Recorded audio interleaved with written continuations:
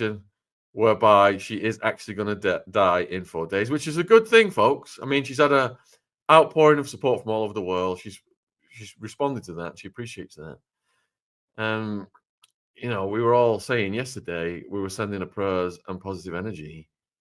And from what I'm reading, what's the health update today, there's no way that she's going to die in 4 days' time. But she is still seriously injured, even though the cops and the bus driver didn't file that anyone was injured when he reported the crash. And the cops also, they've not recorded anyone as injured either. And I think that's because the bus driver didn't report it when he did. There's like some statutory reporting requirement which he fulfilled, and he filed it as 2,000 Australian dollars worth of damage and nobody injured. All right, so I'll start out with the latest updates on this story, which has just come out in the last hour. So the headline is that Virginia says she mistakenly posted claim that she had 4 days left to live to Instagram, as she reveals new details of the car crash. She sparked concerns across the globe yesterday when she shared a photo of her battered and bruised, claiming that she was dying after being hit by a school bus. The photo seemed to have been taken from a hospital bed, and Virginia said a speeding vehicle had plowed into her car and that doctors had told her she had 4 days to live. However, today she issued a statement after her post triggered this outpouring of concern for her welfare, as well as questions about the circumstances of the car crash that caused her injuries and kidney failure. So the statement said, Virginia thanks everyone for the outpouring of love and support. She's overwhelmed with gratitude. Today, she remains in serious condition while receiving medical care. On March 24th, in rural Western Australia, a school bus hit the car in which she was riding. The police were called but said that there was no one available to come to the scene. They asked if anyone was injured and suggested that if they were, they should make their way to the hospital. So this is why the cops have got no record of anyone being injured. They couldn't even be asked to come into the scene. They were busy with other things. The school bus driver had a bus full of distraught children and left the scene to get them back, saying he would file a police report, which he did later. Virginia was banged up and bruised and returned home. Her condition worsened and she was admitted to the hospital. Concerning her Instagram post, Virginia thought that she had posted on her private Facebook page. She and her family thank everyone for their concern. She's currently being treated at Sir Charles Gardiner Hospital in Perth, Australia.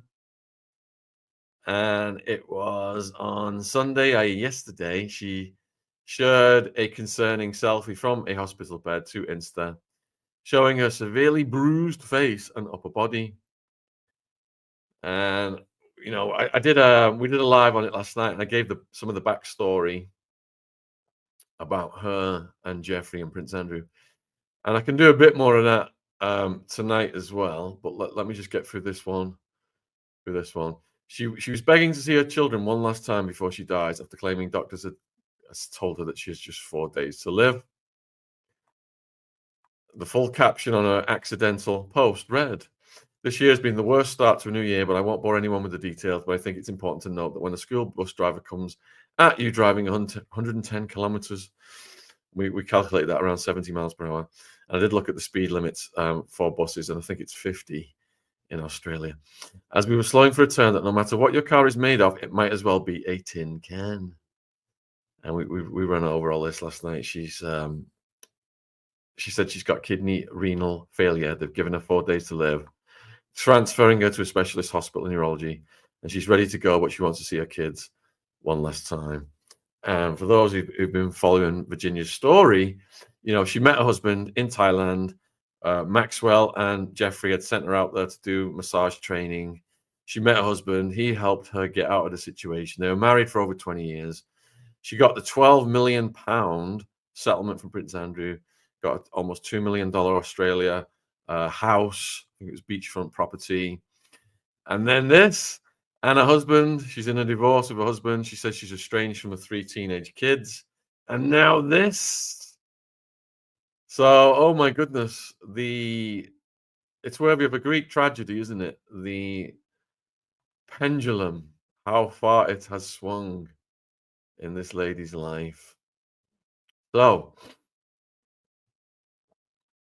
her spokesperson, Dini von Muffing, said Virginia has been in a serious accident and is receiving medical care in the hospital. She greatly appreciates the support and well wishes people are sending. However, socialite Victoria Hervey, Prince Andrew's former girlfriend, is calling Virginia a fantasist and suggested that she was lying over the extent of the crash. And she's actually gone to Virginia's Instagram post and trolled her. Can you believe it? Trolling a survivor who is sick on her bed. We'll get to some of those posts and the reactions to them shortly. Lady Victoria, 48, has been dubbed nasty and vile by many social media users since she posted Virginia's selfie in a hospital bed with the word karma added to it. She briefly dated Prince Andrew in 1999, and she has refused to back down from her brutal Insta post today. She said she was continuing to doubt Virginia's claims that she'd been seriously hurt in the crash and had only days to live due to her injuries, including kidney failure. She said, Virginia is a fantasist. It's been a long, drawn-out process these last few years, but it's unraveling. Her lies are being exposed. Let's see in 3 days, but I bet she will still be alive. And Australia cops appeared to confirm that Virginia had only been involved in what they described as a minor crash with a school bus with no initial reports of anyone being injured. West Australia Police Force spokesperson said they were aware of a minor crash between a bus and a car in near Gabby, north of Perth on March 24th. The collision was reported by the bus driver the following day. The car sustained about $2,000, £1,547 worth of damage, but there were no injuries reported, the spokesperson said. Now, that doesn't mean there were no injuries just because there were no injuries reported.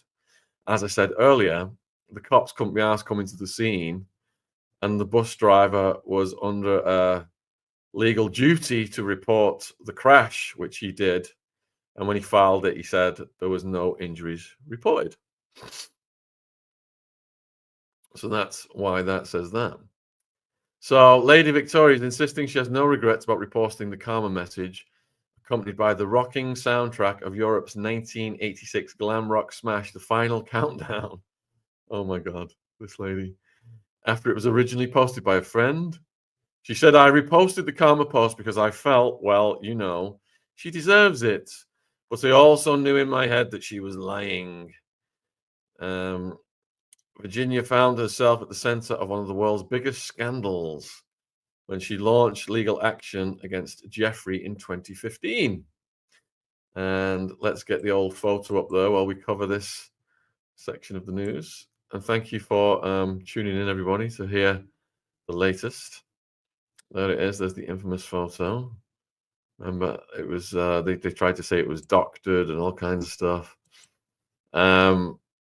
Here we go. So she alleged that she was transported for carnal activity at age 16 after Giuffre's associate Maxwell recruited her from a job as a locker room attendant at Trump's Mar-a-Lago resort in Palm Beach, Florida. Virginia and Maxwell eventually reached an undisclosed settlement over a defamation case in 2017. And I give a bit more detail in my book about this. If you guys are interested, I have a series of books. I've written a book called Who Killed Epstein? Prince Andrew or Bill Clinton. And I've also written a book called Elite Predators, from Lord Mountbatten and Jimmy Savile to Maxwell and Epstein. They're available worldwide on Amazon. I'll put the links for some in the description box. But anyway, here's what I wrote in Who Killed Epstein. This is one of the chapters. So, Maxwell's name wasn't connected with Giuffre's crimes until 2009, when a federal lawsuit was brought against Giuffre by a survivor who would later be identified as Virginia Giuffre. Virginia alleged that Ghislaine had procured her while she was working as an attendant at Donald Trump's Mar-a-Lago. Virginia had told Maxwell that she wanted to learn massage, and Maxwell had informed her of a wealthy gentleman who was looking for a traveling masseuse to accompany him around the world. Virginia agreed to an interview at Giuffre's El Brio Way mansion, which escalated into full carnal activity while Ghislaine allegedly watched and gave instructions. And what is important is that Ghislaine's name had been included in the allegations against Giuffre for the first time. And far from being a bit part player, Virginia alleged that Maxwell was front and center of Giuffre's transportation operation. So she was instrumental in upping the ante against Virginia. Not long after the Andrew photos were published, Virginia went public with her own story about having carnal relations with Andrew in an article in the Daily Mail, which also published the infamous photo on the screen right now. During that time, Maxwell continued to socialize at high-profile events. Incredibly, one was a charity event in New York supporting Stop, S-T-O-P, an organization campaigning against human transportation. She was either completely oblivious to the nature of her crimes, had an extremely dark sense of humor, and she also founded her own charity, Terramar, to create a global ocean community where people could become citizens of the global commons. She's getting people to donate for virtual ocean real estate. She did a TED Talk as well. I don't know if it's still on YouTube, but that's how I learned to pronounce her name, because they introduced her at the TED Talk. So many people mispronounce her name. It's Ghislaine, almost like Glenn. It's French. So in the meantime, the story refused to go away. Allegations that Maxwell was the mastermind behind Giuffre's procuring operation were now in legal documents and in the press. Virginia claimed that Ghislaine participated in the SA of Giuffre's underage victims and kept naked photos of minors participating in these acts with Giuffre. All stuff that the feds have probably got now that's never going to come out to protect the powerful. In 2015, Maxwell decided to sue Virginia for defamation, and that set the scene for more secrets to emerge. So you see how this evolved over time, with Virginia baiting Maxwell now. And Maxwell put her Manhattan mansion up to cover court costs. In 2015, it was sold in 2016 for $15 million. But before Maxwell could sue, Virginia beat her to it, suing Maxwell for defamation for accusing her of lying. In the lawsuit, Virginia alleged that Maxwell had forceful, carnal relations with underage almost daily. Virginia mentioned video evidence of her being SA'd by several of Giuffre's friends, which she said were in the possession of the FBI. Well, come on, Pam Bondi. Get releasing these. Get out in these monsters who are co-conspirators in this human transportation ring. The case was about to go to court in May 2017 when Maxwell decided to settle out of court, and those documents were sealed and the settlement details were kept secret. Meanwhile, Giuffre was defending himself in 3 more cases, settling all for $5.5 million in October 2017. And with the settlements concluded, Maxwell and Giuffre hoped the heat would go down, but it was the crusading journalism of the Miami Herald reporter Julie K. Brown keeping the story in the news. Her investigation found that Giuffre's victims numbered at least 80, as opposed to the 36 identified by the feds, and probably ran into the hundreds. And now we know it is a multiple of that. The paper also filed a suit to unseal the court documents from the Virginia Maxwell case, but the motion was denied. The Herald appealed, and in the meantime, something happened which would sealed the fates of Epstein and Maxwell. And that's in 2015, court proceedings had commenced to find whether prosecutors had acted illegally by not notifying the survivors of Epstein's 2007 sweetheart deal in Florida. Thank you, Acosta. Remember that one? It's above his pay grade. He was working for intelligence. How can people deny Epstein and Maxwell weren't working for intelligence when it was confirmed during the sweetheart deal? There's no conspiracy there. Come on, folks. As if Giuffre was the highest in that ring. Come on now. He was a middle manager. Wexner was above him, and it's all part of a big network. Look at the work we did with Ryan Dawson and Whitney Webb, breaking it all down. All removed from YouTube. All right, so in 2019, Florida Fed Judge Kenneth Mara ruled that was the case, that the prosecutors had acted illegally, and the dam broke. And it was in March 29, the U.S. Court of Appeals ruled that Virginia Giuffre versus Maxwell court documents could be unsealed.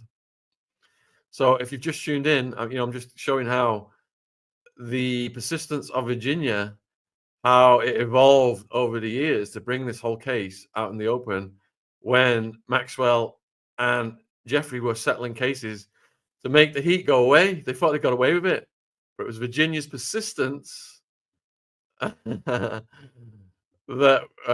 hugely contributed to their downfall. So the illegality of Epstein's non-prosecution deal paved the way for him to be prosecuted again. And it was in July of that year that Giuffre was arrested at his private jet touchdown in the New Jersey airport, just 3 days after the court had ruled that the 2,000 pages of previously sealed documents could now be revealed. And then it was August the 10th, he was found unalived in his cell on the morning with his unaliving ruled a unaliving by himself, despite a series of anomalies and coincidences that all pointed to foul play. In Who Killed Epstein, I went into great detail about the reasons why I believe he was unalive and the prime suspects. So what happened then was Ghislaine went into hiding. Rumors were all over the internet. Where people were trying to find her. I remember there was all these people saying she was in this country and that country, and there was like photos of her with books, suspicious books, supposedly leaving clues about the CIA. All of the activists were fervently on her trail. Rumors that were abounding, some saying she was in the UK, some France, some Israel, some Brazil. The photo appeared of her at the In-N-Out Burger restaurant, soon debunked as fake. The metadata on the photo bore the name Meadowgate, which was a company owned by Glenn's friend, lawyer Leah Safian. The dog sitting at her feet was identified as Safian's pet from her Insta account.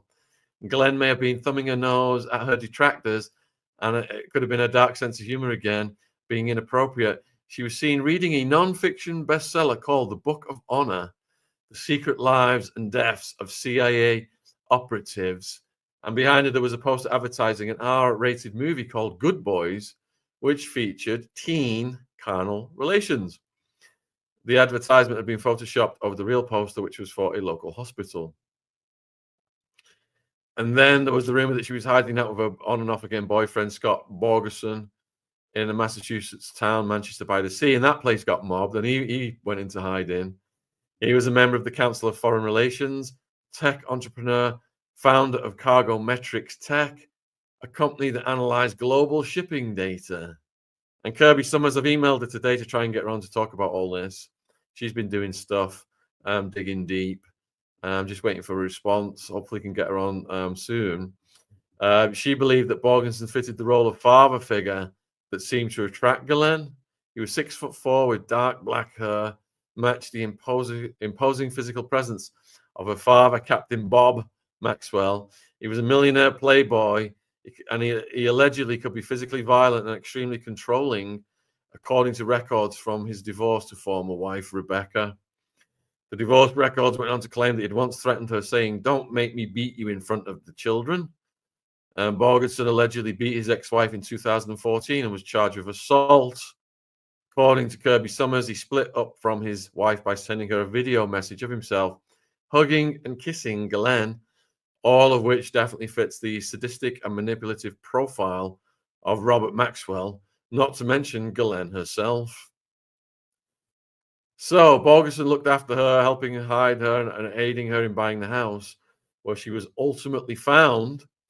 I remember when they raided, it was called Tucked Away. Again, this weird sense of humor she's got. $1 million mansion in the small town of Bradford, New Hampshire, described in a real estate listing as an amazing retreat for the nature lover who also wants total privacy. It was bought with cash in December 29 by a man with a British accent. The buyers, apparently the man and his wife, said they didn't want their names on the paperwork, so the owners were recorded as Granite Realty LLC, a company created for the purpose. The real estate agent who made the sale later told the FBI that the couple both had British accents and called themselves Scott and Jen Marshall. The man had said he was retired from the British military and was writing a book, and the woman said she was a journalist and she wanted to know about the flight patterns over the house. I'm a journalist.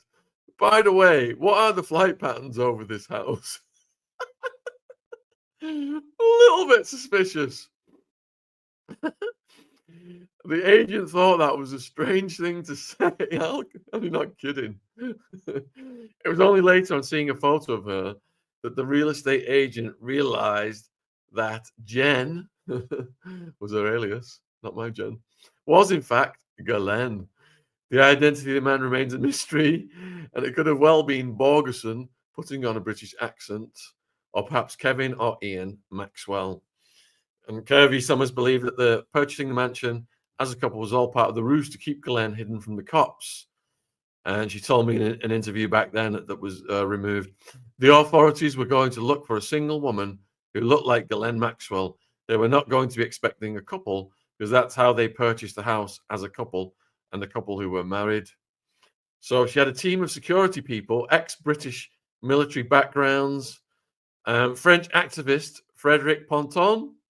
Do you remember he was doing a hell of a lot of research on Jean-Luc Brunel, who also got unalived, the other second in command for the procurement division of the Epstein transportation ring, unalived in the same way as Giuffre, but they didn't mess around in the Paris, I think it was, prison.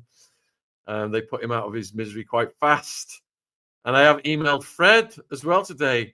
We've not done anything with Fred since the heady days of the Epstein coverage back, 4 or 5 years ago now. So it would be fantastic to get Fred on after all these years.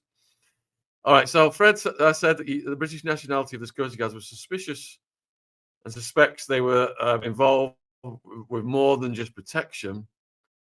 Here's what he told me in an interview back then. When you hear about security, which is Ghislaine Maxwell's, think more about what she knows about Andrew, how much she knows about Crown secrets, because these are Crown secrets at the end of the day. So she's got this British Crown intelligence apparatus working over her every single move because of her knowledge of Prince Andrew and what he did and how this whole thing was organized. And that's the only reason I can explain it. And, you know, we were speculating yesterday if this was part of a hit on her. And even though she has settled with Prince Andrew, and, you know, Lionel told us last night in that live stream, Lionel was absolutely on fire. He said that, you know, she's no interest now to the US government as a witness or anything. But still, you know, there are all of these other people that were potentially involved. She's campaigning on her X account for Pam Bondi to release names. So it's not like she just went off into the sunset to this $2 million house in Australia and completely stopped talking about this stuff online. If you go and look at her X, and the handle for her X, got it right here. It's VRS Virginia. That's at VRS Virginia. You can see all the posts she's been doing, continuing to talk about the case and demanding Pam Bondi releases names. So, you know, she is still a threat to certain powerful people because so many people out there, the activists, you know, people like Ian Carroll, Ryan Dawson, you know, they're all saying this is a human transportation ring with just one person serving time for it. It doesn't make any sense. Give us the names. expose these famous people. And that's what French activist Fred was telling us back then. You know, the British intelligence were probably protecting Ghislaine because of what she knew. And Virginia also knows that stuff because Virginia was with these people for so long, traveling around. We only know a little smidgen of what she experienced. So it was on July the 2nd, 2020. Good grief, 5 years ago now. When 15 FBI and local police vehicles rode up the dirt track that led to tucked away on the 156-acre estate. An FBI agent cut through the lock and 26 officers approached the house. Through the window, they saw Ghislaine wearing a T-shirt reclining on the couch. She ignored their instructions to open the door, instead fleeing into another room, slamming the door behind her. The agents burst the front door down with a battering ram and found Ghislaine hiding beneath a bed. She was driven away to the Merrimack County Jail in Boscawen. The FBI feds searched the mansion and possessions. They found a mobile phone wrapped in tinfoil. And among the other weird events was the loss of Glenn's pet cat, which ran into the woods in terror when the door was broken down. Feds spent 4 days looking for the cat before it was finally found, happy and in good health. It would be tempting to quip that the authorities spent more time and resources hunting the cat than they had Ghislaine. So that's just an extract from my book, Who Killed Epstein. I've got a lot about this case in there, and that one, and Elite Predators. And I've also got a book on Jimmy Savile, Untouchable. They're all available worldwide on Amazon if you want to support me in the channel. The audiobook's a good one because you can just do your dishes or whatever. Like I'm cooking my cheese on toast, listening to my audiobooks. All right, so on Virginia's Instagram, where she did the post that created all of this news, which I read last night, you know, the worst start to the year, won't bore anyone with details, bus driving into me, etc. If you scroll down, I'm on her Instagram right now. If you scroll down, the fourth response with 751 likes and 525 replies is Lady Victoria Hervey, who was briefly in a relationship with Prince Andrew, trolling this lady on her hospital bed. Wow. Now, I know not everybody is a supporter of Virginia, and I'm going to do a poll right now.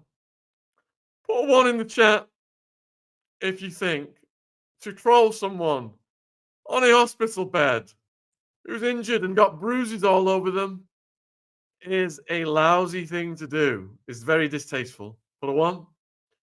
Put a 2 if it's freedom of speech and you support Lady Hervey trolling Virginia when she's got some serious injuries. I don't think she's going to die either. I think she was just emotional about wanting to see her kids. And looks like it's nearly all 1s. Yep, so I guess that's a reasonable thing. Lots of 1s coming in. Yeah. So this lady who's just clickbaiting and trolling to insert herself into the story has successfully done so. And here's what she wrote. How does one write a massive paragraph like this on death's door? I don't believe it. Karma for all of the lies. And she might as well have added one of the witches' cackles from Shakespeare to the end of that. Double, double, boil and trouble, fire burn and cauldron bubble. All right, so there it is on the screen. There is the exact trolling line, word for word, by Lady Victoria Hervey. I think we damn well need to get her on live to explain herself. That would be interesting. Do you think that's a good idea, people in the chat? And let's look at what people have responded to this trolling,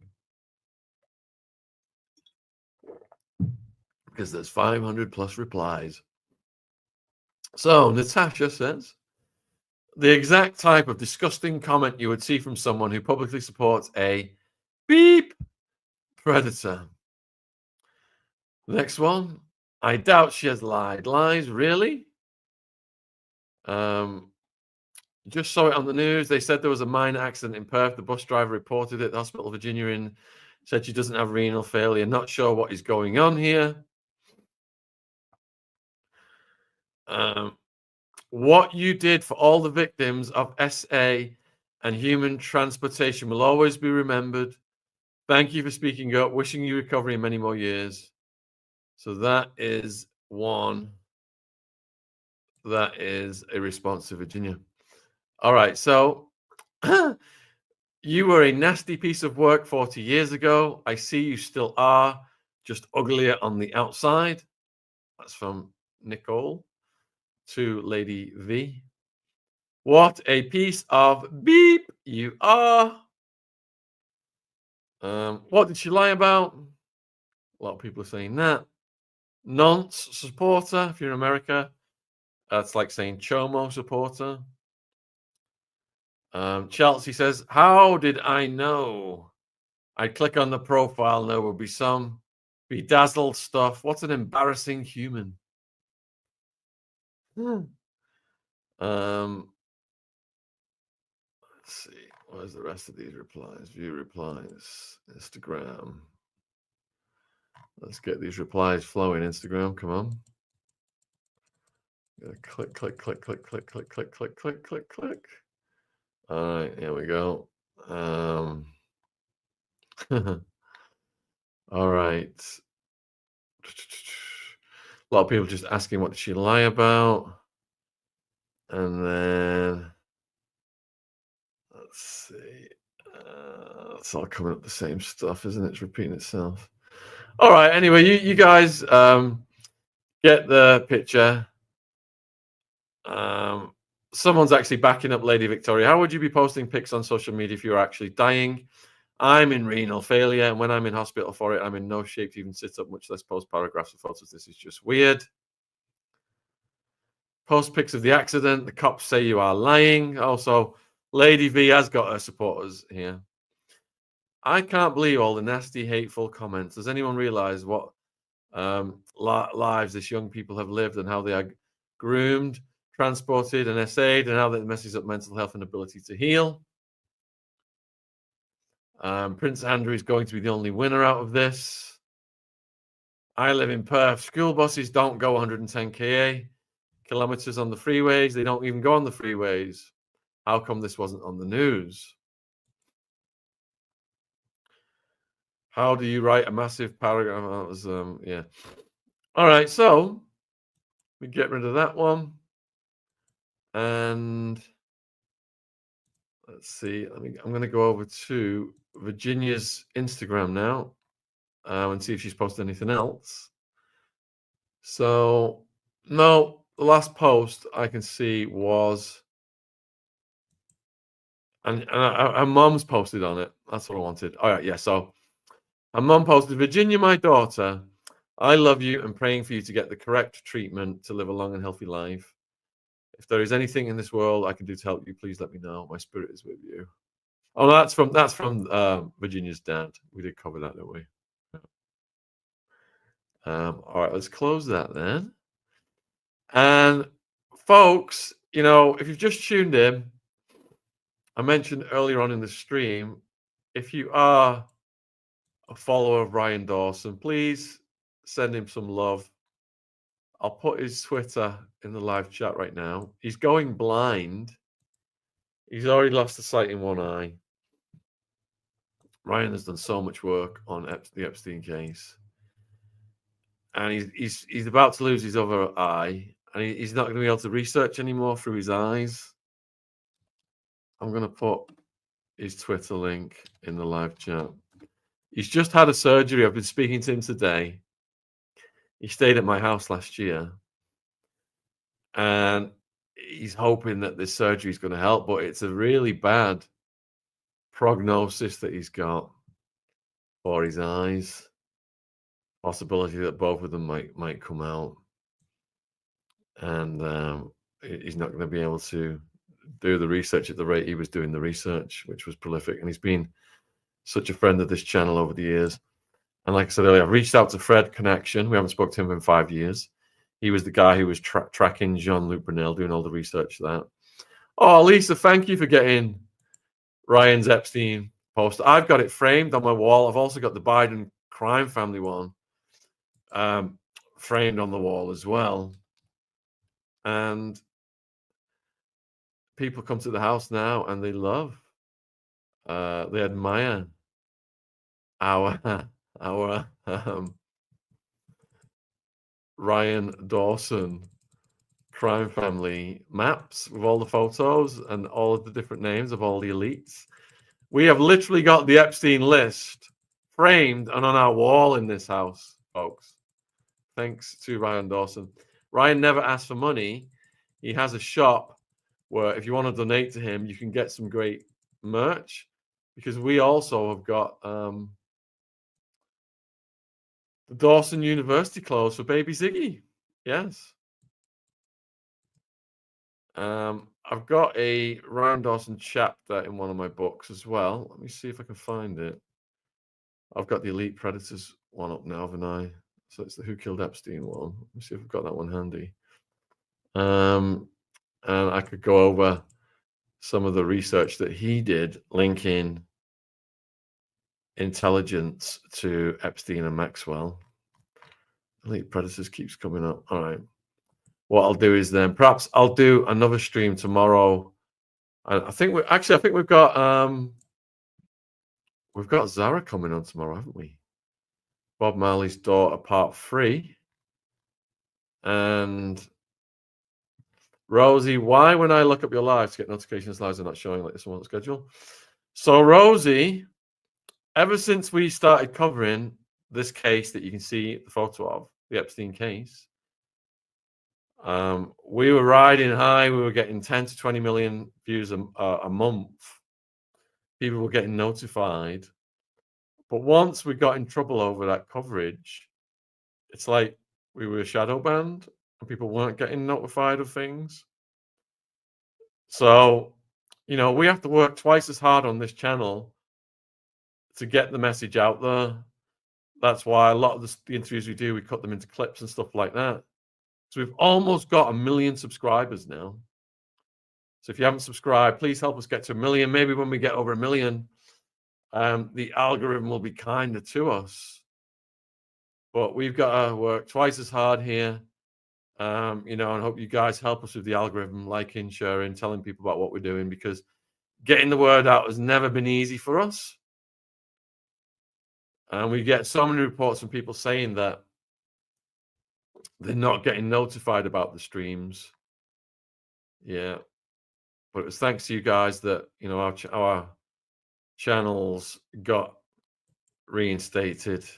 Thanks to you guys lobbying and saying, you know, the impact the channel had on your lives.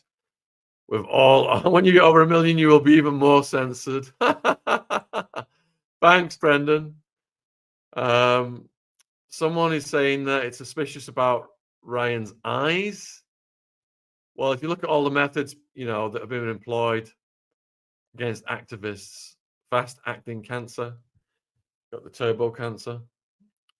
I have been listening to, what is his name, Dr. Campbell, who my sister told me to listen to when the COVID pandemic started.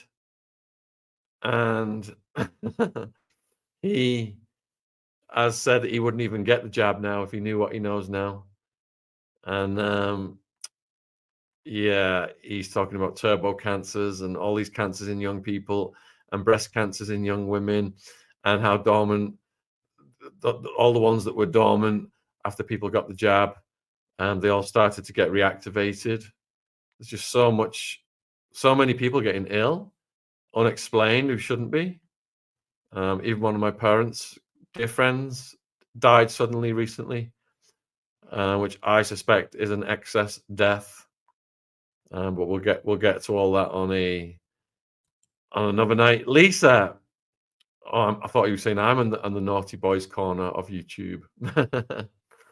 I certainly think I am. And Fiona Barnett, yeah, we've had Fiona on. I don't know if our Fiona stuff got nuked. Let me just have a look. We had someone on SRA during the Diddy stuff. Wasn't Fiona though, was it? Let me have a look. Fiona. Was it Fiona? No, our Fiona stuff got nuked. Let me see if we got SRA, CSA. Yeah, it was Gloria Masters. And it's still going up, that interview. Gloria Masters,